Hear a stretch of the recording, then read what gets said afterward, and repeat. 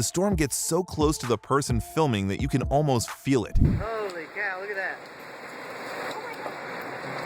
Oh my God. That is crazy, dude. Look at that. Look at that.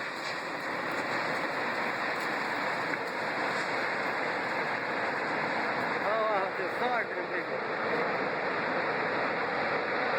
It's going. Woo! Look at that thing.